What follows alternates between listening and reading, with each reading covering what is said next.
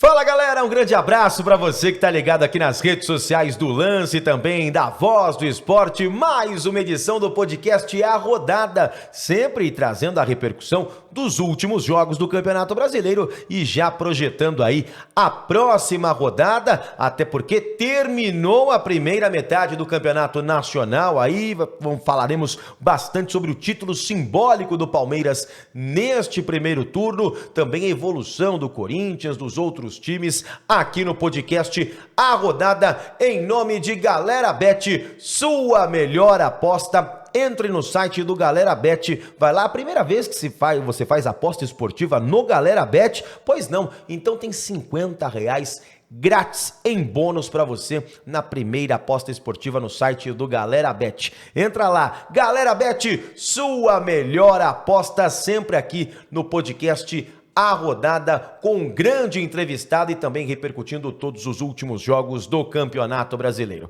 Para me ajudar hoje, o nosso grande Diego Floriano, jornalista aqui convidado hoje, que vai me ajudar na resenha com um grande entrevistado. Seja bem-vindo, Diego, grande abraço. Aí, bem-vindo ao Futebol Lance e Voz do Esporte, dentro aqui do podcast A Rodada. Obrigado, Rafa, obrigado pelo convite. Não tinha nem roupa para vir. Passei no shopping rapidinho, isso, bicho. Peguei, comprei essa roupa aqui rapidinho para o brechó do César aqui do lado, aqui nosso chefe, você pode pegar o... Então, da próxima vez eu faço isso. Então.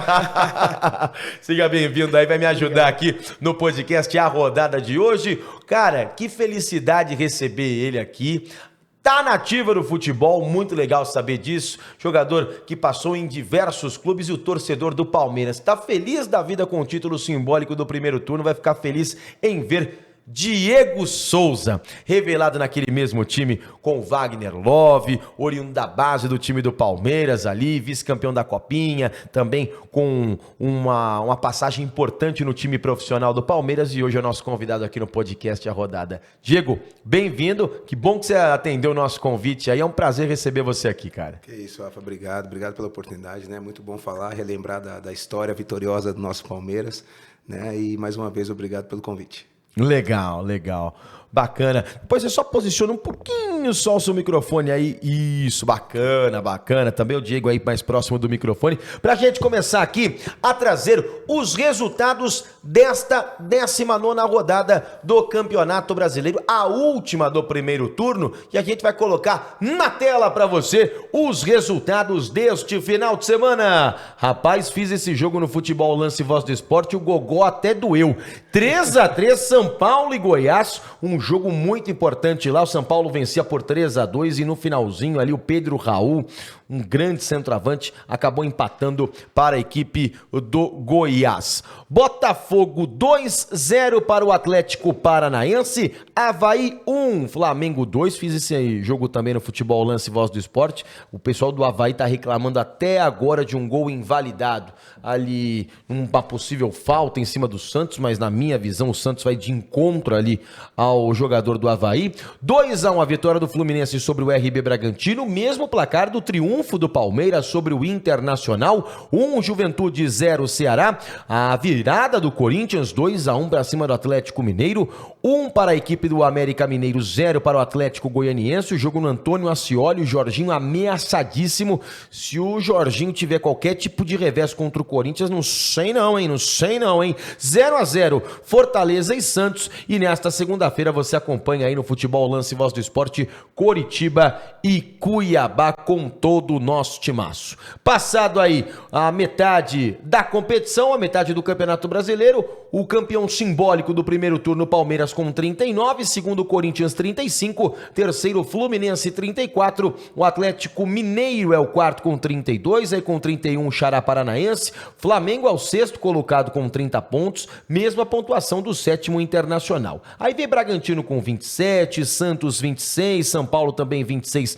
na primeira página e na segunda com 24 pontos, aí na segunda página com 24 pontos, o 11º colocado Botafogo, 12º Ceará com 22 pontos. O time esmeraldino do Goiás é 13º, 14º América Mineiro 21, mesma pontuação do Avaí, 15º. Cuiabá é o 16º com 20 e aí é na zona do rebaixamento Coritiba com 19, o Atlético Goianiense com 17, Juventude 16 e o Fortaleza vai ter que fazer um desempenho de G4 para tentar fugir da zona do rebaixamento. Se você for colocar aí o ponto mágico de 45, precisa fazer mais 30 pontos.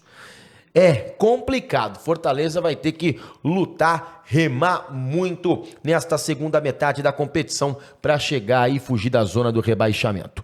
Gols para você. Agora do jogo no estádio do Morumbi. Floriano, esse jogo importante.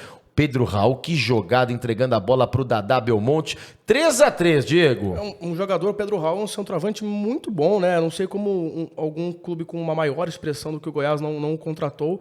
Parece que o Rogério Ceni acertou aí o ataque, né? Com a volta do Luciano fazendo uma parceria com o Caleri, que inclusive foi anunciado hoje, né, a compra definitiva do Caleri até 2025 pelo São Paulo. Só que pelo jeito a zaga ainda também não está tão acertada quanto o ataque.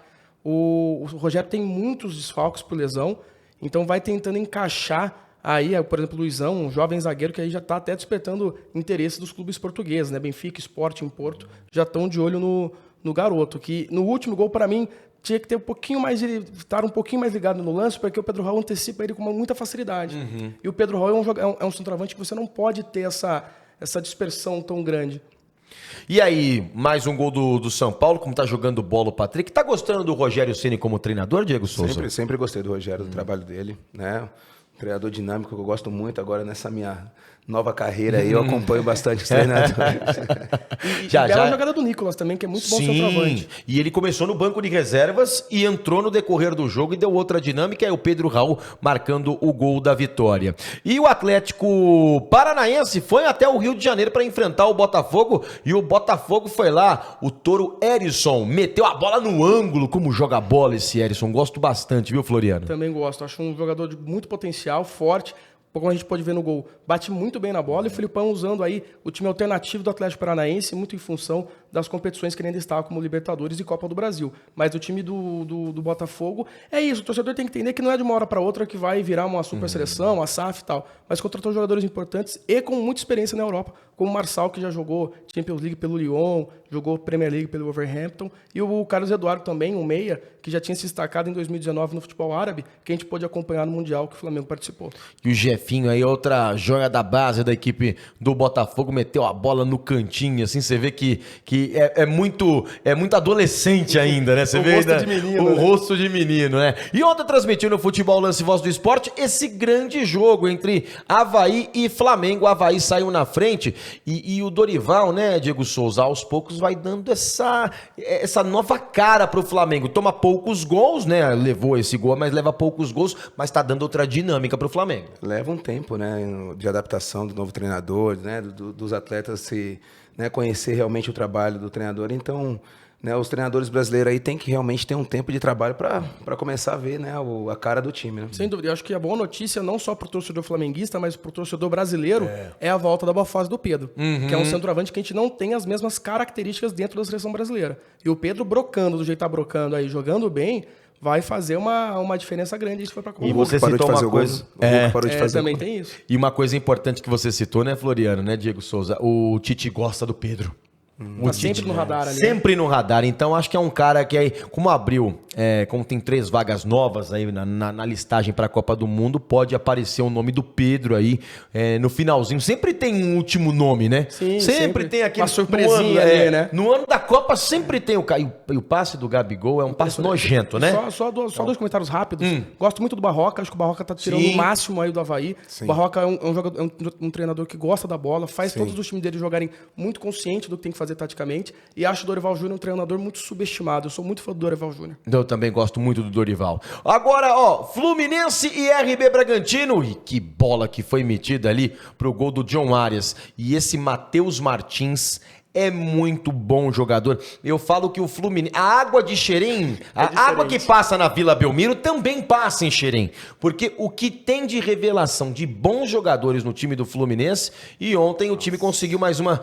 O Cano é demais, hein, Floriano e Diego Souza? O Cano me surpreendeu ele ter vindo pro Brasil com uma idade já avançada, de 32 anos, quando o Vasco o contratou. Se ele chega no Brasil com 28, 27, nossa senhora, o que esse esse jogador e representar pro futebol brasileiro, isso é demais, assim. Falar do Diniz, né, gente? O Diniz também. fora da curva. E eu acho que o Diniz encontrou um equilíbrio dentro da carreira dele que ele não tinha. Queria equilibrar a força ofensiva que ele gosta com a qualidade e a Ele fez o Ganso solidez voltar a jogar defensiva. também. Sim. O Arias tá jogando muita bola com ele.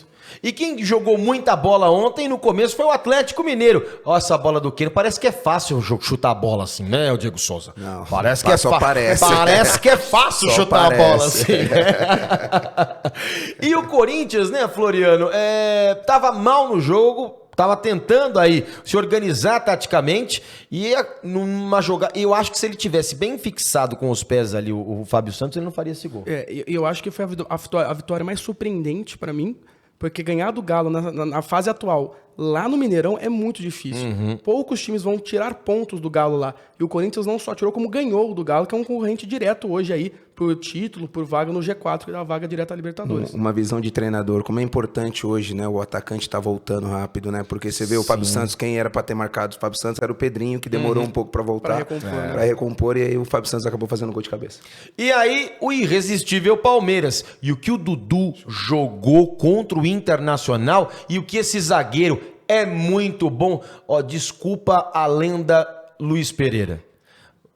Gustavo Gomes tem 7 gols e é um cara com posicionamento dentro da área. Na história, eu já tô começando a ver o Gustavo Gomes passar esses zagueiros lendários do Palmeiras. Para muitos da torcida que já são mais experientes, podemos dizer assim, ele já está junto ao lado do Luiz Pereira como a melhor zaga da história do Palmeiras.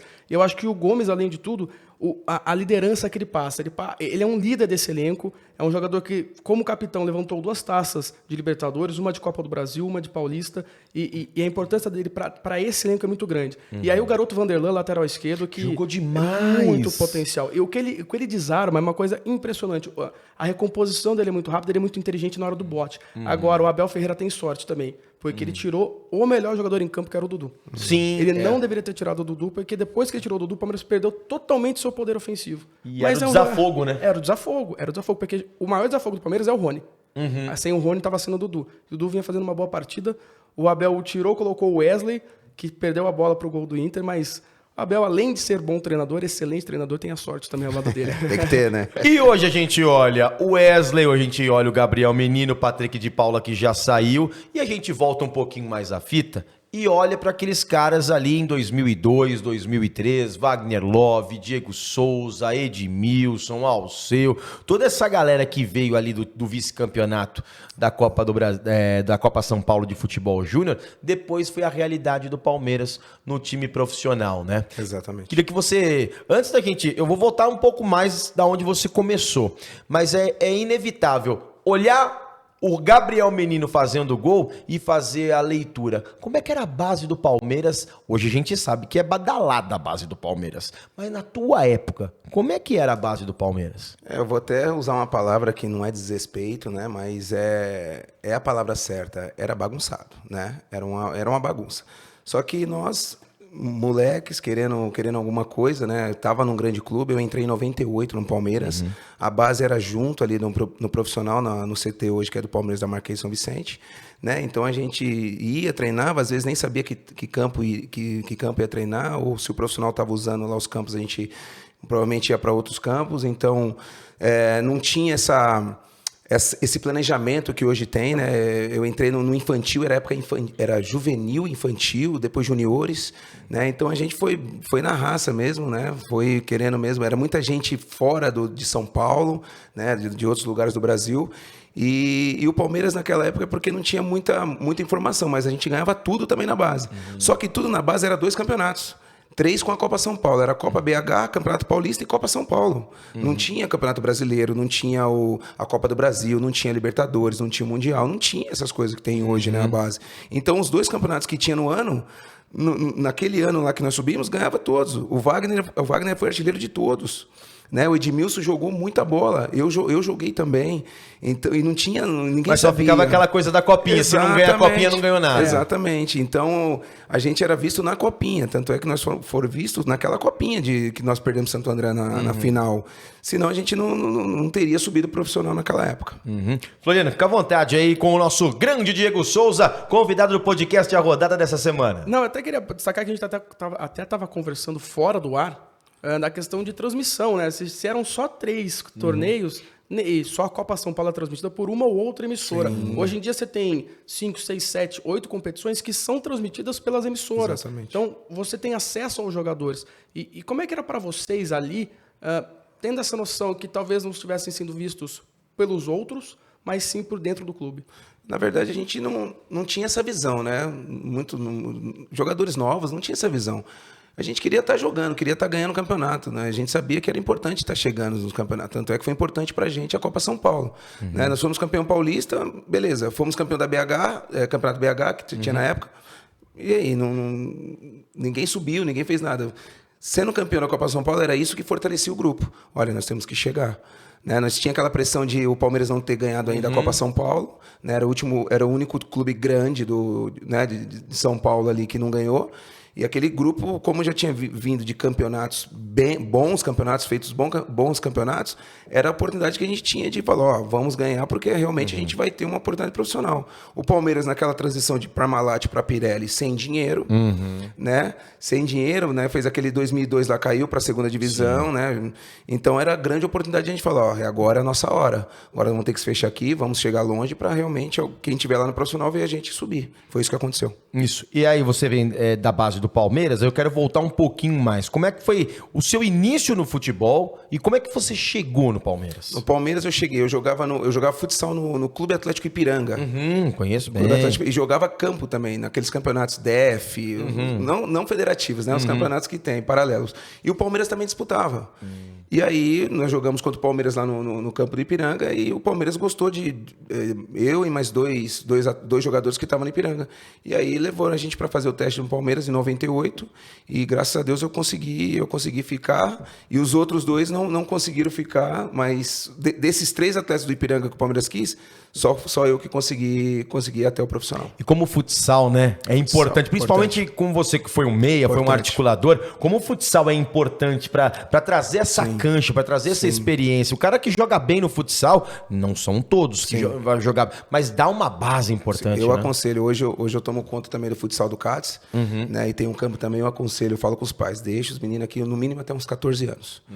14, 15 anos aí vai decidir se quer, porque sub-15 já é forte, né? E tem a logística também, tem tempo, o pai às vezes não consegue levar, mas é muito, eu falo para todos lá do futsal do CATS, né?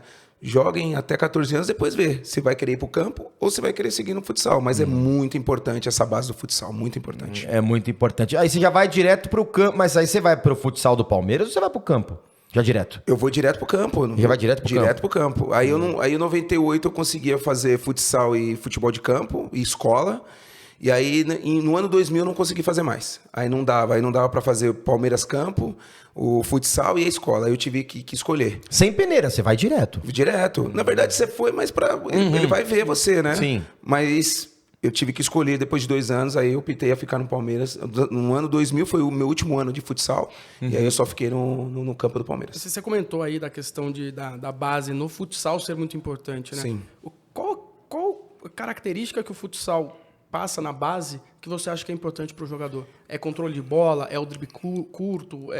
Qual é a característica do jogador? É isso, a intensidade, né? O futsal é curtinho. Então, o futebol hoje, que é o futebol moderno que todo mundo fala, são espaços curtos, né? Tem um drible rápido, tem um pensamento, você tem que estar sempre ligado para fazer a jogada, para aquele domínio direcionado, né? Que os treinadores falam, né? No futsal é muito isso, o posicionamento do corpo. Então, se você pega uma base de futsal que tem professores que te ensinam isso, fica fácil para você fazer no campo, com um espaço maior, né? O futsal eu gosto muito disso. Agora que eu estou acompanhando, tem 1 ano e meio que realmente eu estou acompanhando no Tabuão, eu vejo isso. É muito importante o atleta estar fazendo futsal até esses 14, 15 anos. Tenho certeza que no campo ele não vai ter tanta dificuldade. E aí você chega no Palmeiras em 98, né? Faz toda a base ali, num elenco que tem Edmilson, que tem o Alceu e que tem um cara que também era diferente como você. o Wagner Love. Sim. Fala um pouquinho como é que era esse time. Você já via ali no... Aqui na época não era sub-17, né? Era infantil. Era infantil. Juvenil. Sub-17 era juvenil. Ali você já enxergava que esse time tinha potencial para ir longe, para chegar num time profissional, que esses grandes jogadores irem pro time profissional. Fala um pouco dessa resenha, como é que era a conversa entre vocês, porque essa resenha entre vocês sabem, não, nós vamos longe ali. Sim. Eu, você, o Wagner, o Alceu, isso aqui, nós vamos chegar lá, velho. Tinha bem mais jogadores. A base era muito forte, né? E era legal que a gente sempre fazia treino contra o profissional. E o mais interessante ainda, que juntava a base com o profissional, sabe o que era? Era o profissional deixar a parte chuteira pra gente alaciar. Olha, está laceando a chuteira do Clebão. Olha, está laceando a chuteira do Zinho. Porque a academia era profissional e base juntos, né? Não era separado. Então isso nos motivava mais ainda. Aí, às vezes, eu falava lá, treino coletivo contra o profissional, vai pro campo tal. Imagina, isso pra nós era um sonho. A gente jogava contra o Palmeiras, foi campeão da Libertadores 99, gente. Sim. Entendeu? A gente fazia coletivo, às vezes, pronto para os caras jogar longe e nós estávamos jogando contra o profissional. Então, isso pra gente... A gente foi crescendo assim. Tipo assim, pô, a gente conseguiu fazer um treino com um profissional. Olha que legal. Né? Então, aí já o 3, 4 já se destacava, né? Isso era normal. Né? Eu lembro que o Felipão subiu um meia chamado Léo. Era um dos primeiros ali da gente, ali, um meia muito bom jogador, era o sucessor do Alex.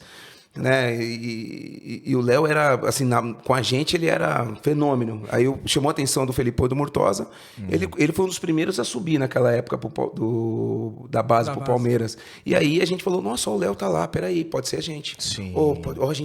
Eles estão vendo a gente. Funciona mesmo. Funciona mesmo, né? Funciona mesmo, olha que legal. Olha, a gente só tá sendo a esteira dos profissionais. Daqui a pouco a gente tá trocando, dividindo o mesmo espaço no vestiário. Então isso era um sonho. Era um sonho que a gente vivia ali na realidade, né? Não tinha celular, a gente não conseguia falar pelo WhatsApp, então era ali. Chegou ali de manhã e falou, dá o melhor que eu tenho certeza que a gente vai ter chance lá em cima. E rolava aquela disputa pra chegar antes, pra pegar, eu quero a chuteira do Zinho, eu quero a chuteira... Meu, não tinha um atraso. Não tinha um atraso.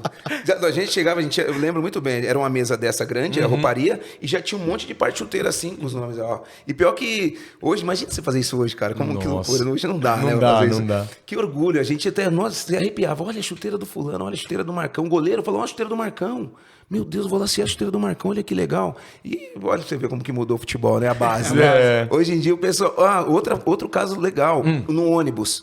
Você vai no ônibus profissional, você que era da base, você não entra primeiro no ônibus, não. Não, tem toda uma hierarquia.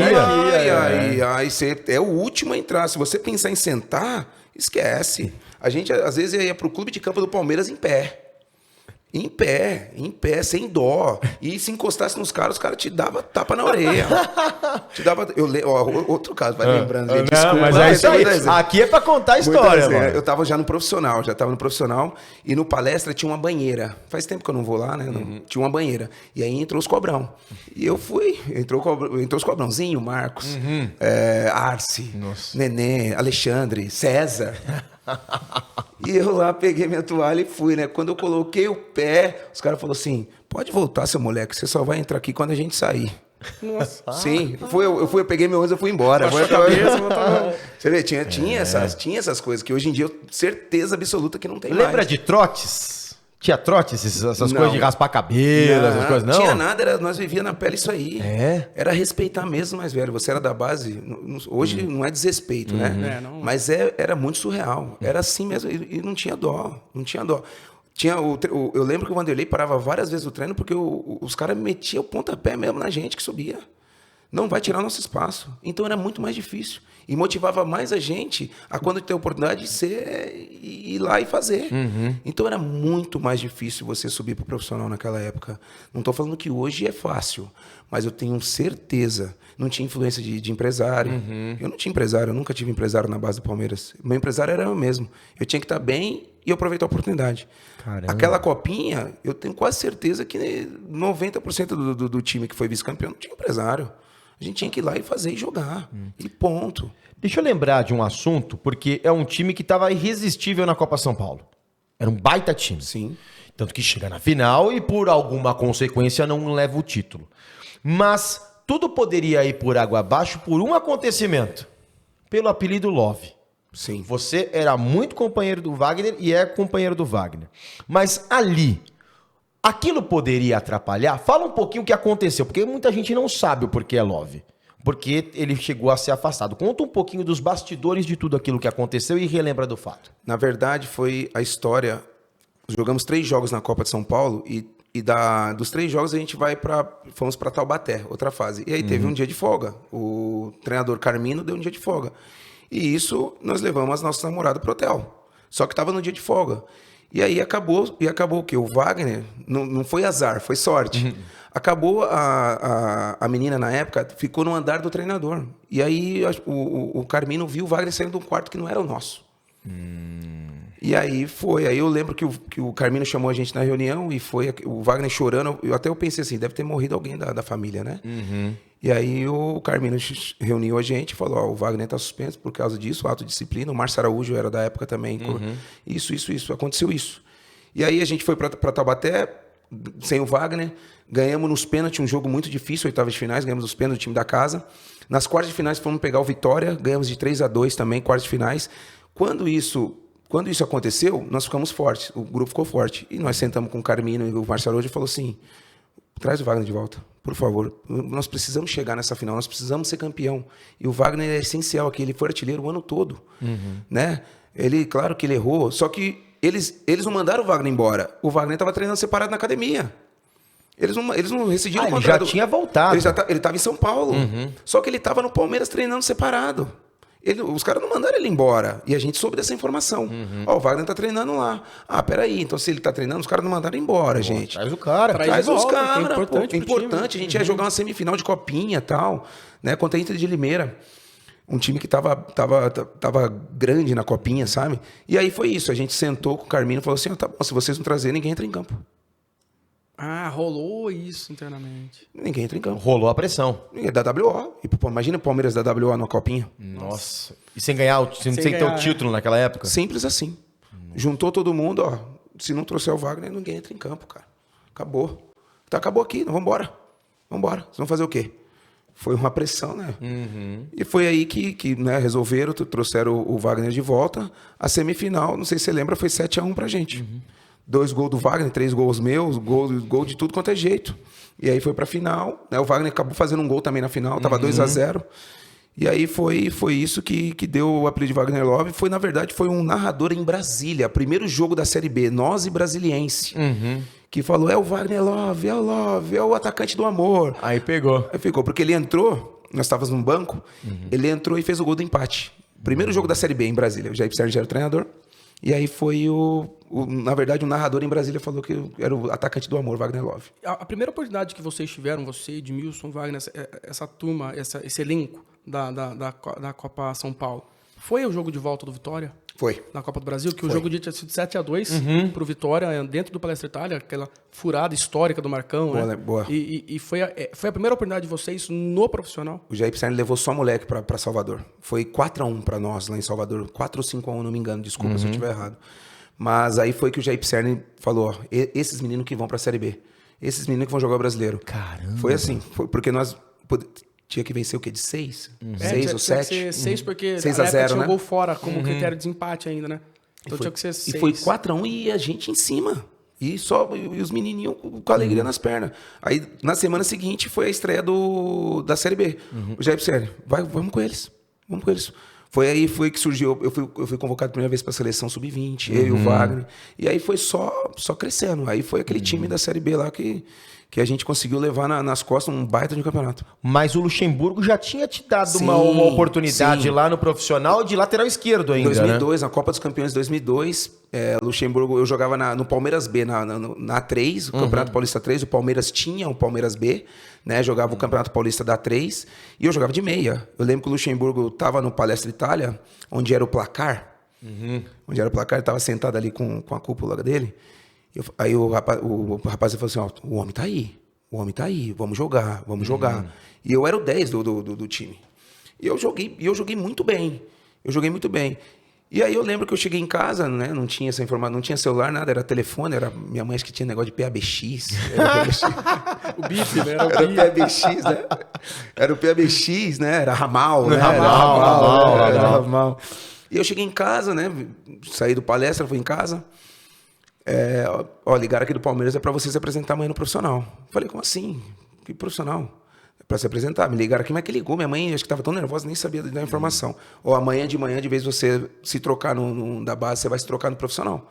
Aí foi assim, aí eu cheguei no primeiro treino, o Vanderlei me olhou, você é gato, né, menino? Você não tem 18 anos, não. Eu sempre fui grande, né? Você não tem 18 anos, não. Você não é gato, não, né? Você não vai me ferrar, né? Falei, não, professor, porque eu saiba, eu não sou gato. me avisaram, meu RG tá aqui. Eu nasci em 84, eu não sou gato. E aí, no primeiro coletivo, ele foi dando colete, deu colete pro Arce, se eu não me engano. Não, pro Leonardo Moura, enfim. 2 zagueiros, deu colete pra mim. Aí o volante era o Fabiano Heller, junto com o Paulo Assunção. E aí eu olhei assim, eu falei... Lateral esquerdo? Ué? O que aconteceu? Eu joguei ontem de meia? E como é que contesta o homem, né? Vamos lá. Olha, garotinha, vai jogar de lateral. Vai jogar de lateral. Vai comigo. E aí eu acabei com o coletivo. Porque muito novo eu ia subir, vinha aí, vinha pra dentro, vinha pra fora. Aí eu lembro que ele falou, para de vir pra dentro. Aí eu pensava, mas eu sou meia. Aí eu tinha que cumprir função. E aí eu fiz esse campeonato aí, perdemos pro Paysandu na semifinal. Um jogo que me marcou muito também por causa da atmosfera. Foi a primeira pressão que eu senti com a camisa do Palmeiras. Foi a primeira pressão. Como é o nome? Mangueirão? Mangueirão. Não, Não não é Mangueirão. É Mangueirão. Não, era Maceió. Não. O de Belém do Pará. Ah, Mangueirão. Meu, ele balançava, cara. Que isso. Aquela grama alta. Você parecia que estava jogando molhado, uma umidade, cara. Bola pesada. Foi com 25 do primeiro tempo, parecia que já tinha jogado até prorrogação. Meu Deus do céu, cara. Que atmosfera. Me marcou muito isso aí. Nós perdemos esse jogo do Paysandu, era semifinal. Perdemos esse jogo semifinal. E aí voltamos. Aí era para começar o Brasileiro. Jogamos o primeiro jogo, aí o Vanderlei foi pro Cruzeiro. E como é que controla a emoção? Porque, poxa, você tá com 18 nesse jogo. O quê? Ele falou assim, garoto, eu sei que você tá nervoso. Tudo que você fizer dentro de campo, eu sou responsável. Vai tranquilo. Chamou a responsa pra ele. E o Vanderlei, ele tinha essa coisa, né? Tipo, maravilhoso. Eu aposto em você. Vai lá, arrebenta. Vai lá que eu cuido. Tudo que falar, eu cuido. Fica tranquilo. Se falar mal, bem de você, vai lá que a responsabilidade é minha. Vai lá e faz o que você sabe fazer. Caramba. E eu, no vestiário, aí o massagista não podia colocar um tape muito apertado, porque tava calor e a camisa tinha que torcer cada vez que aquecesse. E essas pressãozinhas, assim, gostosas, né? E aquele frio na barriga, e você debaixo da arquibancada, você... A torcida... Maravilhoso. E nesse campeonato, foi meu primeiro... Pra quem não sabe, gente, foi meu primeiro gol no profissional como lateral esquerdo contra o Bahia. Quem me marcou na lateral direita do Bahia, nada mais, nada menos que Daniel Alves. Eu tenho a camisa dele, cara. Eu troquei a camisa dele, é número 2 do Bahia. A camisa é desse tamanho, não dá nem pra fazer o quadro. Mudou até isso no futebol, né? O uniforme agora é mais apertadinho. Não dá nem pra colocar o quadro, tinha que fazer 2 quadros assim na camisa de tão grande. Eu tenho a camisa dele. Aí depois a gente se encontrou na seleção, né? Mas quem me marcou aquele jogo contra o Bahia, 4-0 pra gente, foi o Daniel Alves. Foi meu primeiro jogo na televisão, foi contra o Vasco.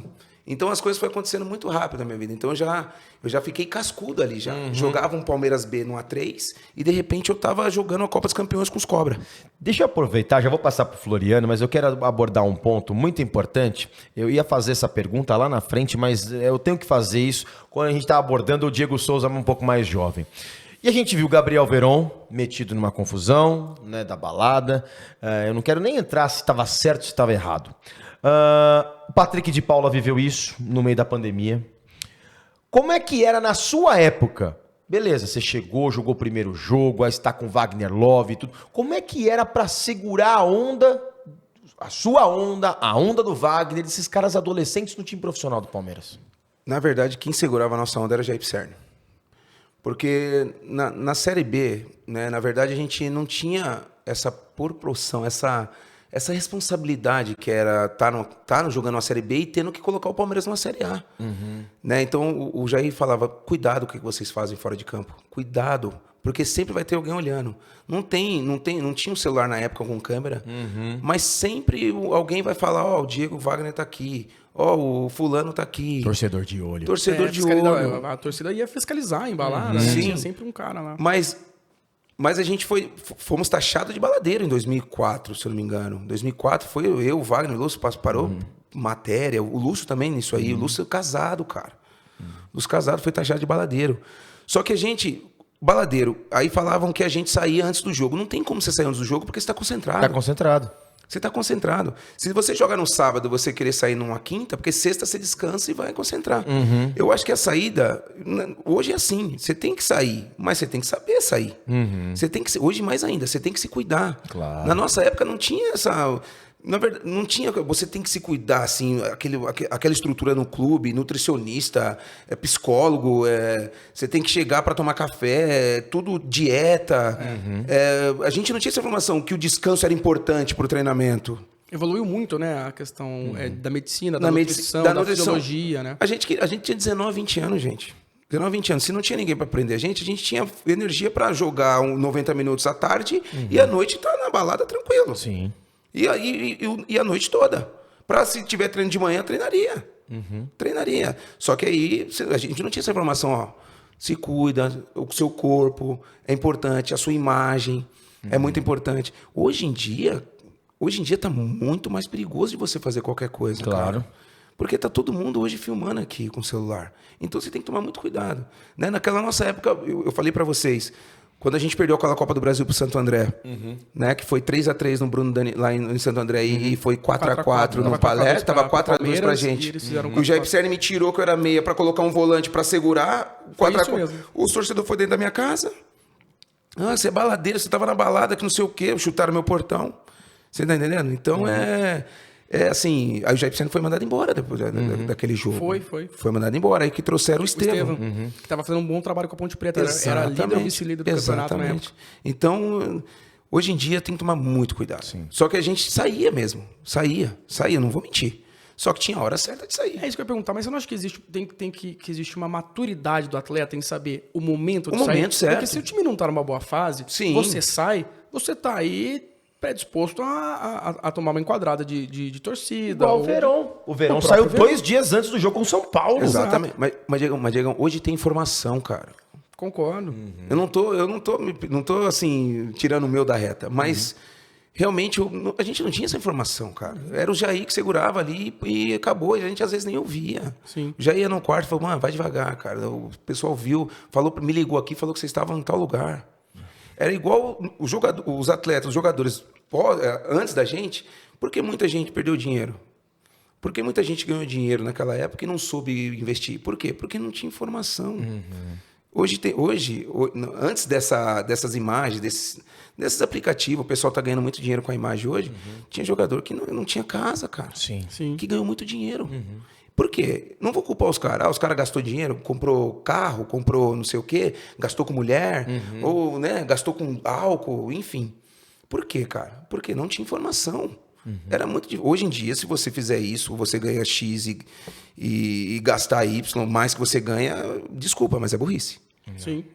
Mas é burrice, porque você tem informação, cara. Você tem muita informação hoje. Então, essas coisas que diferenciam, né? Porque é uma época diferente. Sem rede social, sem celular. Sem nada. Acesso à informação mesmo. Informação. Né?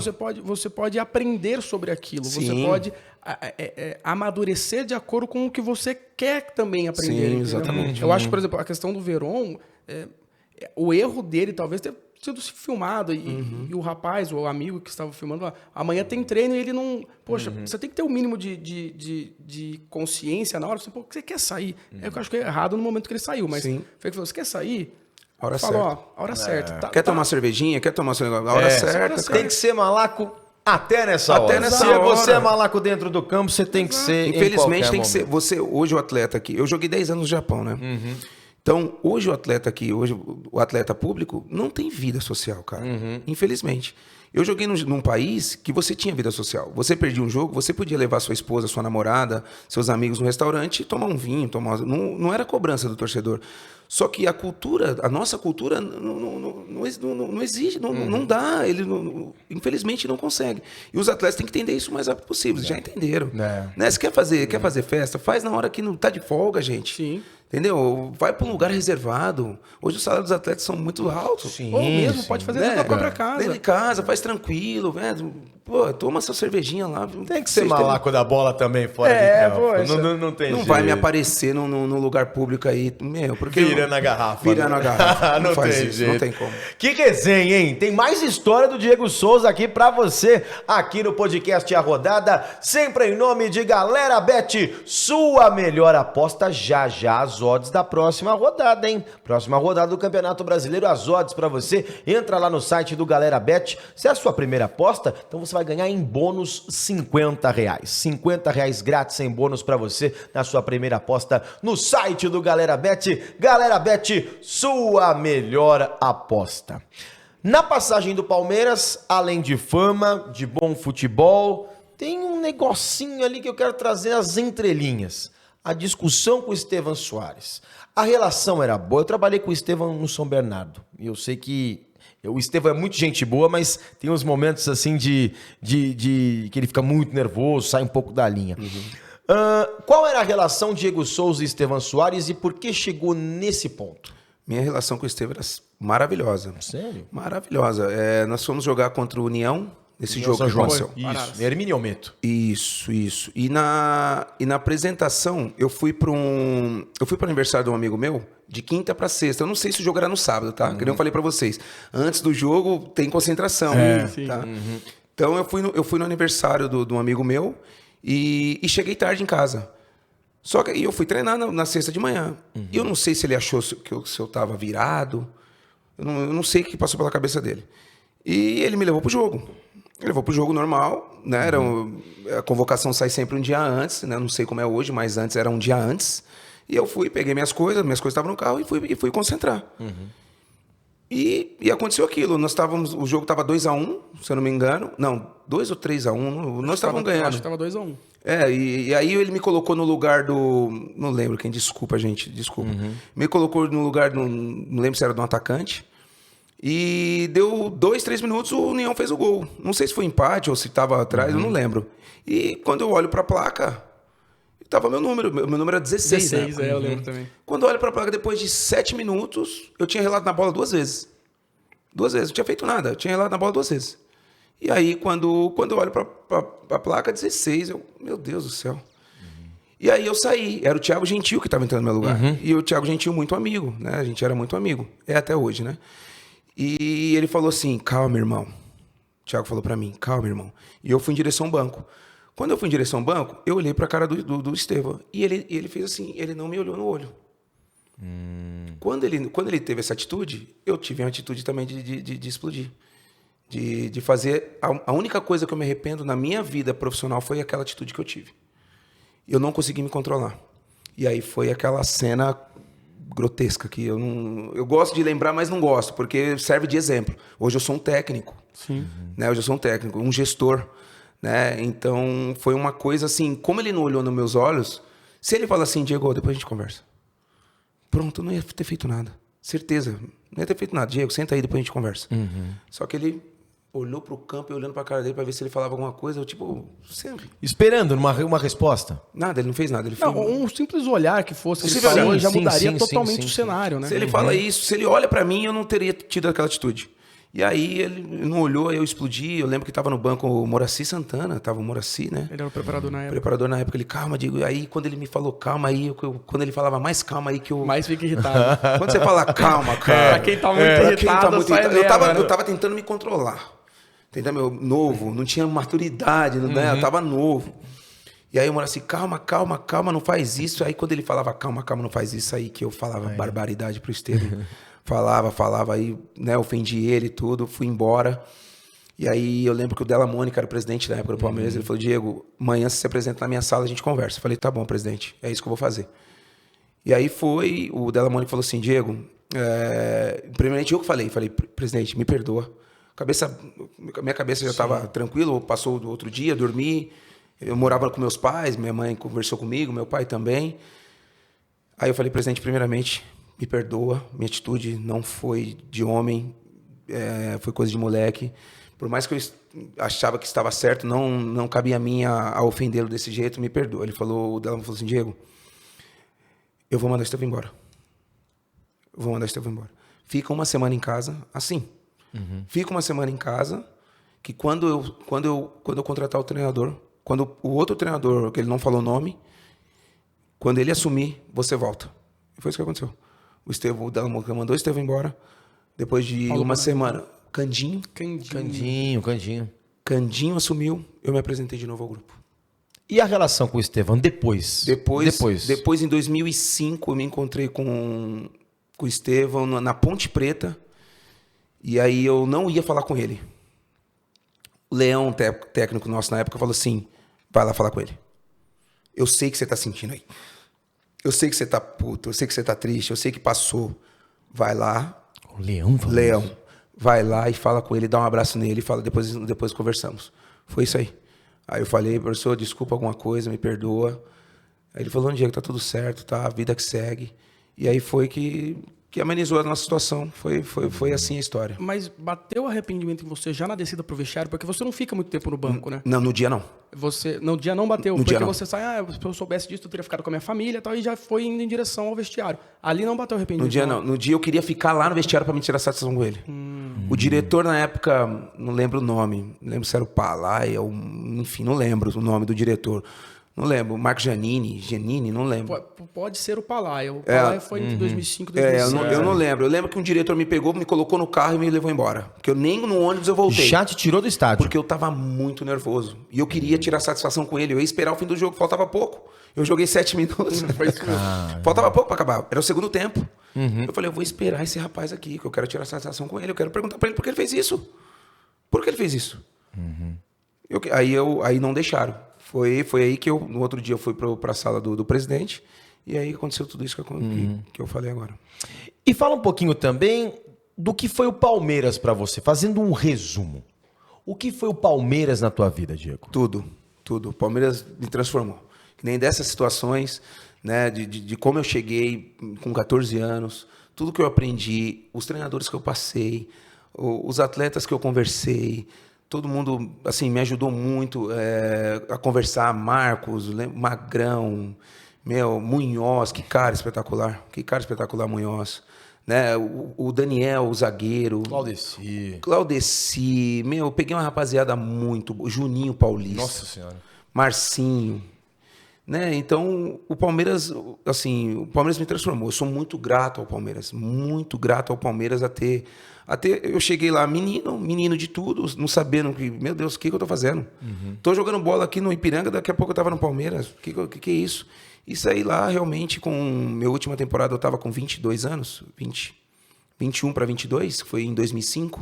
Fui para o Japão, para um país totalmente ao contrário. Me ajudou muito a ser homem menos de verdade, a ter responsabilidade e falar, eu lembro que o Leão me falou, o que você quer da sua vida, cara? Você quer realmente ser profissional mesmo? Você quer realmente jogar em outros clubes? Então você tem que passar por aqui. Realmente é difícil, porque a competição é muito... O Palmeiras era Pedrinho e Juninho Paulista, o meia esquerda, pô. Nossa. Então eu tinha que ser melhor que os caras. Entendeu? Eu tinha que ser melhor que os caras. E um desses aí era pentacampeão no mundo, Exatamente, entendeu? Então, olha para você ver a importância que tá.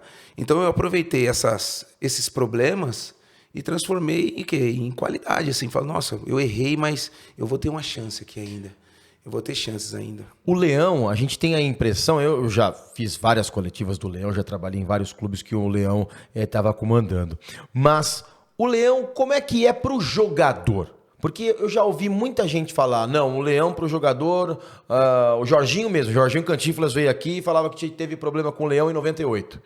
Outros falam, o Leão é o melhor técnico que eu já trabalhei. Pra você, o que é Emerson Leão? Um pai chato. Só que o pai tem que ser chato. Porque eu tenho certeza, se um pai chato quer seu bem, o problema é ele não falar com você, ele largar você de mão. E aí?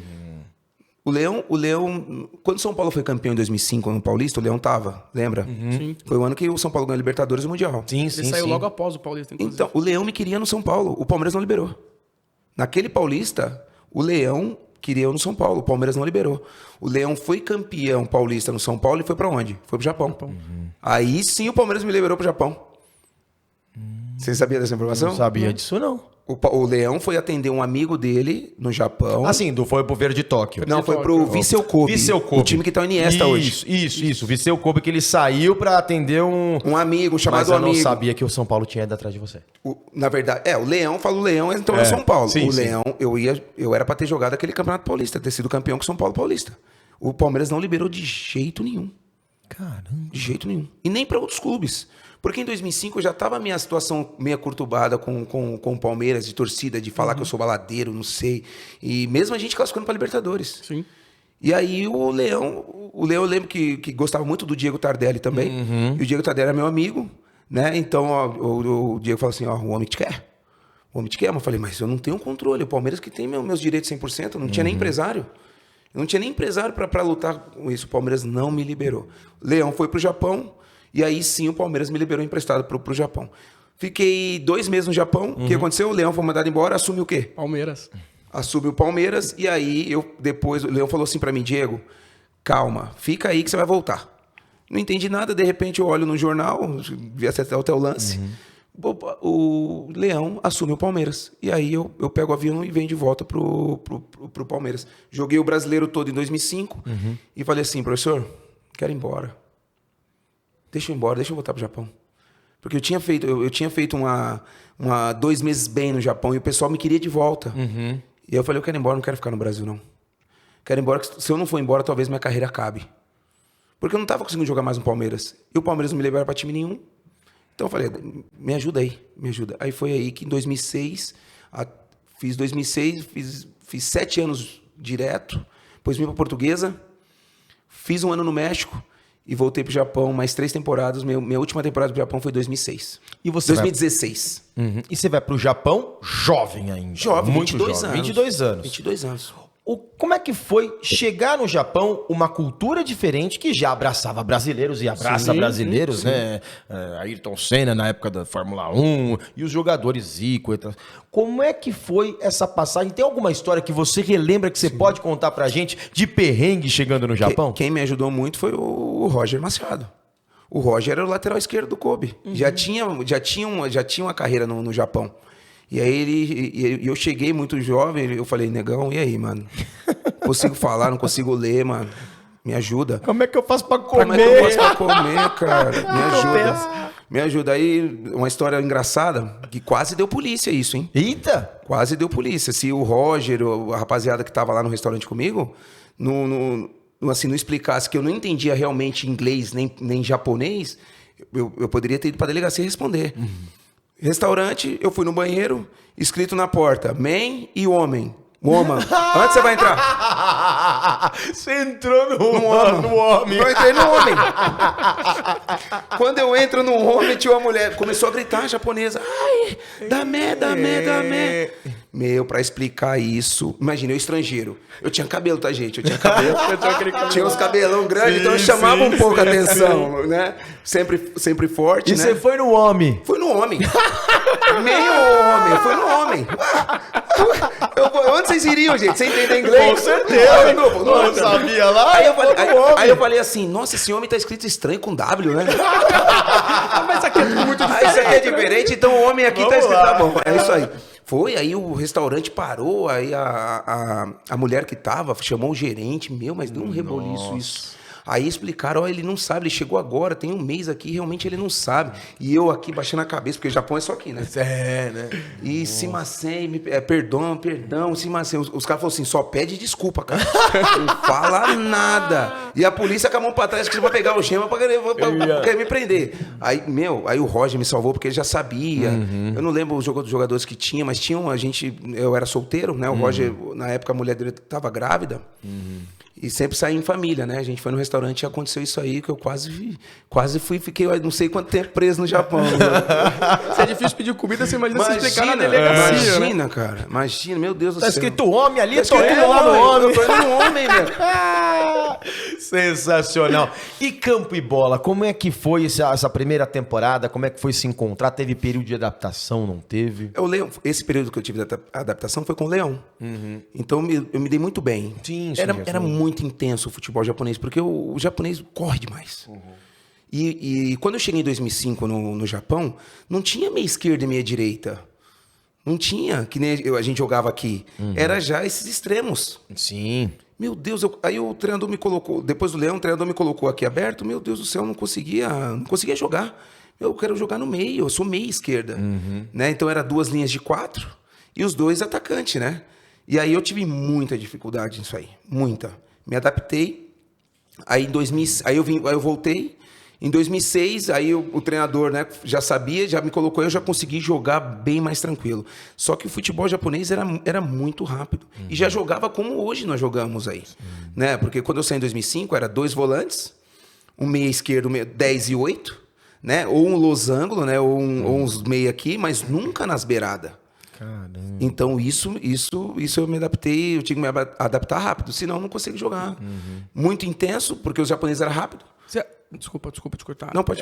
Você acha que... Porque o japonês é muito disciplinado. Sim. E o jogador brasileiro, quando sai do Brasil e vai para a Europa, ou até para a parte asiática, né? China, Japão, existe esse comprometimento tático. Você acha que para você, talvez isso tenha sido a maior dificuldade lá? Isso, assim é isso aí. Você já chega, você fala, meu Deus do céu. Se você não tiver, assim, comprometido taticamente, você não joga. Você pode ser quem for. Eu achei que eu ia ser, saindo daqui, o 10 do Palmeiras, não sei o quê. Sei lá, mas se você não fizer o que tem que fazer, esquece, ele te manda embora. Ele te manda embora, você pode ser quem for. Você pode ser quem for. Se você não se adaptou, reclamou, murmurou, ele fala assim, não, tá bom, toma seu contrato e pode ir embora. Caramba. Assim, então você tem que se adaptar o mais rápido possível com Você a tem cultura. pouco tempo. Pouco tempo. E outra cultura, imagina. Caramba. Você imagina a cultura, tudo certinho. Na Europa deve ser assim também. Entendeu? Então você tem que se adaptar, você tem que dar um jeito. Me ensina, eu quero. Você tem que querer também. E eu quis, porque tanto é que eu falei assim, eu quero voltar pro Japão, porque eu me encantei. Falei, professor, eu preciso voltar pro Japão, me dá uma força. E aí foi assim que eu, depois que eu falei isso aí, que eu fui pro Japão, minha temporada em 2000, todas as temporadas minhas foi maravilhosa. Foi maravilhosa, porque eu me adaptei rápido. Lá você jogou? Com qual clube você jogou? Eu joguei primeiro no Vissel Kobe, depois eu fui pro Kashiwa Reysol, Tóquio Verde, joguei no Kyoto Sanga, joguei no Vegalta Sendai e minhas últimas 3 temporadas foram no Monteiro Yamagata. Sensacional, cara. 6 clubes, né? Eu falei. Você se manter em alto nível. Em 10 anos, em 10 anos, não é pra cara. qualquer um. Em um lugar totalmente diferente, porque por mais que você se adapte, não é o Brasil. Não é. Né? Você tem terremoto, você tem um monte de coisa ali que não tem no Brasil. Uma coisa, Diegão, que me ajudou, Rafa, que eu lembrei agora. Sabe que o Leão não deixava eu falar no telefone. É? Não deixava. Ele me deixava falar com meu pai e com minha mãe uma vez na semana. Eu falei, mas por quê, professor? Você tem que estar com a sua cabeça aqui. Esquece bate a saudade. Esquece seus amigos do Brasil. Você não tem amigo. Se você ficar falando todo dia com seus amigos, na época era MSN. MSN. Eu não tinha nada na minha casa. Eu morava numa casa enorme, sozinho. Ligava para meus pais uma vez na semana, desesperado. E aí foi que eu comecei a aprender a andar de metrô. Eu falei, meu Deus do céu, eu tenho que fazer alguma coisa. E aí isso foi essencial na minha adaptação. Eu não tinha saudade daqui de casa. Era muito difícil eu falar com os amigos. E isso o Leão foi muito inteligente e me ajudou muito, muito mesmo. Muito mesmo. Os argentinos não têm saudade, viu? É? Os argentinos se adaptam em qualquer lugar do mundo, rápido. Eu acho que a maior dificuldade da adaptação do brasileiro é o Brasil. É o Brasil. É o Brasil. Que o Brasil é completamente diferente. É país tropical, É o Brasil. né? O Brasil é o Brasil. É outra coisa. Imagina você chegar na Rússia, que nem o Wagner chegou, menos 20, neve até. tá doido. Jovem também, como você, né? Neve, longe da família. Nós conversamos aqui com o Roger Guerreiro, que foi jogar na Polônia, e ele falou, Foi. cara, menos 20. Exato. Menos 17. E ele falou, foi o melhor período da minha vida. Eu jogou a Eurocopa, foi Exato. o primeiro cara a fazer gol da Polônia numa Eurocopa. Exatamente. Então aí é alguns casos que você começa a se adaptar, mas não é nem sempre assim, né? Bom, o papo tá tão gostoso, a história correu tanto, que o programa já tá no final. E eu preciso fazer aqui as odds da próxima rodada no Campeonato Brasileiro. Vamos lá, na tela pra você! Ó, tem o jogo aí Coritiba e Cuiabá que você tá acompanhando o finalzinho aí no Futebol Lance e Voz do Esporte com o nosso timaço. E vamos pro sábado, porque esse meio de semana tem Copa do Brasil. Sábado, 16h30, Goiás vem de empate Vamos lá. Contra a equipe do Coritiba. Cada real aplicado você tem esse valor aí, tá certo? Para você que não está acostumado com as apostas. A cada real você tem esse valor aí, pagando um pouco mais aí, para um rendimento maior para a vitória do Coritiba, 3,09. Também interessante o empate 3,12, que é pagar mais para o empate, né, Rafael? 3,12, pagando um pouquinho ali, um pouquinho mais embaixo, 3,09. Ceará e Palmeiras, hein? O Ceará foi o único time, o primeiro time ali que tirou ponto do Palmeiras. O Ceará foi até o Allianz Parque, fez 3-2 no Palmeiras. 16,30, pagando um pouco mais para a vitória do Vozão, 3,71. Interessante também ali o empate com 3,21. Corinthians e Botafogo, 19 horas, Itaquera. Olha a vitória do Botafogo ali, um investimento ali, um rendimento de 5,90. O empate também ali sugestivo, 3,53. A cada real 5,90 se der a vitória do Botafogo, é claro. Vamos lá, Flamengo, 20 horas mais 30 minutos contra o Atlético Goianiense, 7,60 para a vitória do Dragão do Centro-Oeste. Domingo, 4 da tarde, Internacional e Atlético Mineiro, hein? 16 horas do domingo, Internacional e Atlético Mineiro. O empate ali é o melhor investimento com 3,18, né? Se você aposta R$1, você tem 3,18 no empate. Atlético Paranaense e São Paulo, também 4 da tarde, 3,30 para a vitória do Tricolor Paulista. Cuiabá e Fortaleza, 18 horas, 3,11 para a vitória do último colocado por enquanto do Campeonato Brasileiro, Fortaleza. América Mineiro contra o Avaí às 18 horas, 4,90 para a vitória do Leão da Ilha, e RB Bragantino às 19 horas recebendo a equipe do Juventude, 6,30 para o triunfo do Juventude. Relembrando que as odds são dinâmicas, né? E elas podem mudar a qualquer momento. Entra lá, site do Galera Bet, faz um rápido cadastro, é a primeira vez, você ganha R$50 grátis em bônus. E o valor em dobro. Galera Bet, sua melhor aposta, patrocinadora oficial aqui do nosso podcast A Rodada, que eu agradeço imensamente. Não só a Marília Gabriela, estou muito longe de ser, mas aqui a gente faz um jogo rápido aqui. Mas antes disso, como é que foi o seu final de carreira do futebol profissional? Foi triste. Triste. Eu tava jogando a 3 pelo CATS, né? Uhum. E a gente acabou caindo pra Taboão da Serra. Acabamos caindo pra quarta divisão, né? E aí eu recebi mais algumas propostas pra jogar em outros clubes, né? De São Paulo, a famosa Cascuda. Uhum. E eu acabei recusando. Uhum. Aí eu recusei e aí veio a oportunidade o presidente na época, o Anderson Nóbrega, falou: você tem perfil para treinador.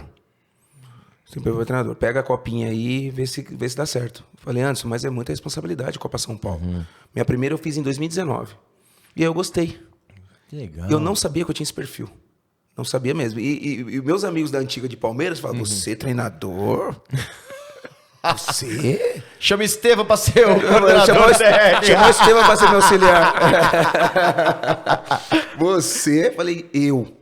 Aí foi que eu comecei a estudar, fiz a primeira licença B, né, da CBF. Estou fazendo a A também, né? Tá me ajudando muito. Fiz uma Copa São Paulo maravilhosa. Nós chegamos nas oitavas de finais, né, contra o Atlético Paranaense, acabamos perdendo, mas foi uma Copa São Paulo maravilhosa, porque saiu a maioria do time que eu tava, foram 5 direto pro Fortaleza. Caramba. Um foi pro Avaí, um tá em Dubai. O Igor Torres, que hoje foi emprestado pro Bahia, tava nesse grupo. Caramba. Tava nesse grupo, que né, tava no Fortaleza, ele tava nesse grupo, o Igor Torres, nesse grupo que a gente fez nessa Copinha de 2020. E aí veio o time pequeno, veio a pandemia, né? E a gente acabou, vai fazer 3 anos aí que não conseguimos colocar o clube em atividade no profissional. E deixa eu só voltar um pouquinho antes desse jogo rápido. Como é que é a transição do Japão, a sua saída do Japão? Por que isso aconteceu e você voltou para o Brasil? Eu tinha mais um ano de contrato no Japão. E aí eu acabei resolvendo vir para o Brasil. Eu já estava muito tempo fora, né? Eu falei, juntei minha família, eu falei, vamos para o Brasil, vamos voltar ao Brasil, vamos voltar perto dos nossos familiares, vamos voltar. E em 2017, eu joguei o Campeonato Carioca pro Volta Redonda. E aí fiz o Carioca, foi aí que eu repito, eu tinha meu amigo no Taboão. Taboão é perto da minha casa, né? Eu falei, vamos ficar em casa? Então, vamos jogar no Taboão. E aí foi que eu comecei a carreira em 2017, né?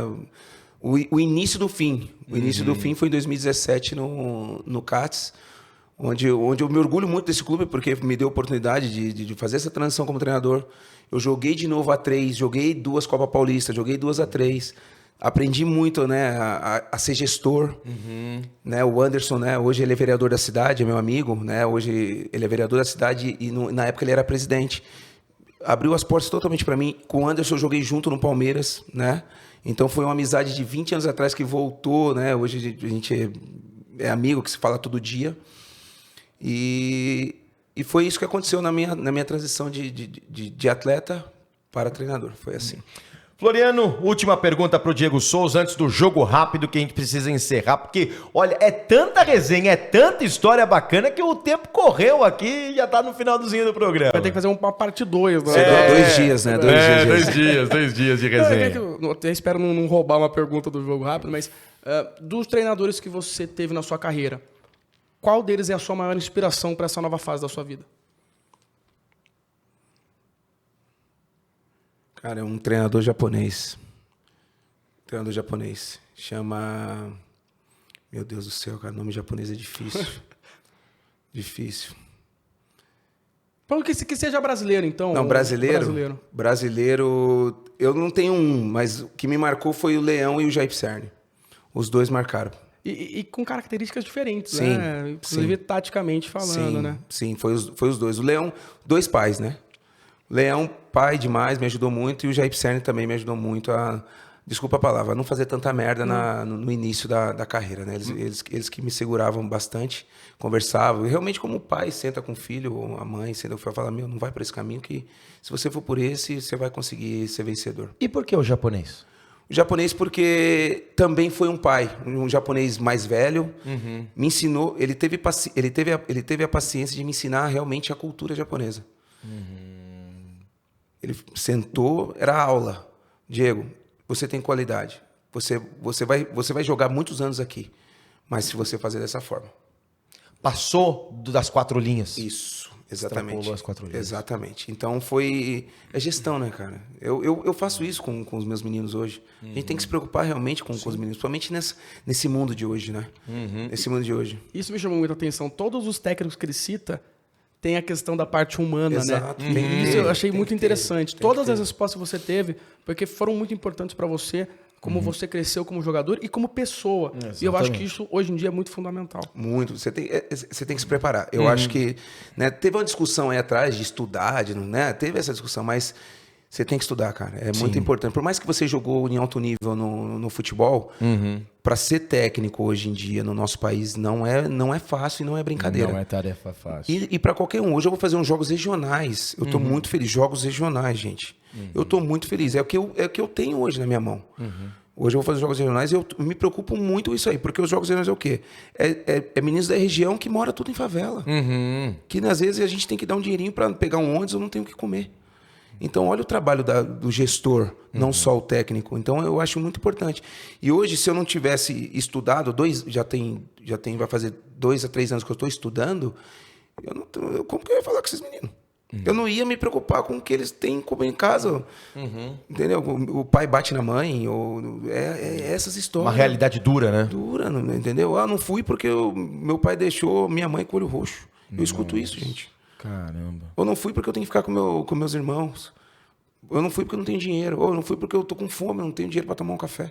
Nossa, é uma realidade diferente e que, assim, é frequente no futebol. É que a gente só fica olhando, né, essa situação. Eu não fui porque eu moro do lado de uma biqueira e estouraram a biqueira e deram tiro aqui na minha janela. Nossa Senhora.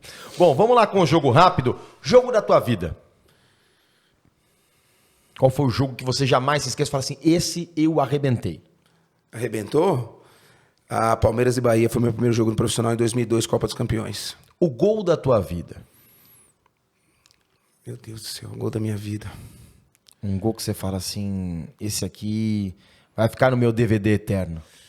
Caramba, teve bastante. Foi um jogo de semifinal do campeonato japonês, quando eu fiz um gol de cabeça, que foi 1-0 pra gente, a gente classificou pra final. Melhor jogo com a camisa da seleção? Nós e México, semifinal Pan-Americano Santo Domingo em 2003. O que é o Japão pra você? Japão me transformou. Japão transformou a minha cabeça. Hoje eu penso totalmente diferente do que eu pensava antes de entrar naquele país. Família. Tudo. Tem quantos filhos? 4. Quatro é a riqueza da nossa vida. E né? fala que tem uns espalhados lá no Japão. Quem é o Diego Souza? Cara, eu sou esse cara sincero, né? De família, meu pai e minha mãe sempre me apoiou. Né? Eu não gosto de mentira, sou sempre bem direto, descontraído, homem, amigo, chorão pra caramba, emocionado e um cara que ama muito Palmeiras. Boa. Cara, que maravilha. Porque eu gosto de resenha assim, que é história atrás de história. Com essa simpatia, o Diego Souza. Deixa eu agradecer primeiro aqui o Diego Floriano, jornalista aqui, grande, gente boa demais. Eu não tenho vergonha de falar, não, porque aqui a gente não esconde nada, brother. Conhecemos hoje aqui, foi nosso convidado, mas é muito legal ver que, além da dinâmica que você deu, do conteúdo também. Parabéns, irmão. Parabéns, é um prazer contar com você aqui. Fiquei arrepiado, não vou negar não, tava ansioso. É verdade, eu fui pro shopping mesmo comprar roupa que eu não tinha roupa pra isso aqui. Fiquei ansioso mesmo, muito feliz, lisonjeado com o convite, espero realmente ter agregado. E, poxa, um cara que jogou no Palmeiras, que é meu time de coração, que é um cara que moldou muito a minha geração de torcedores por tudo que o Palmeiras vivia e eles trouxeram de alegria pra gente. De volta. Você, César, o pessoal aqui da equipe toda, a generosidade, porque vocês já estão aqui há muito tempo. Isso é muito valioso para quem está começando e muito obrigado mesmo de coração. Espero que vocês tenham gostado. Se quiser chamar de volta, a gente tá tranquilo. Opa, tamo junto aí, meu brother. Diegão, cara, prazerzaço falar com você. É legal a gente conhecer aqui histórias.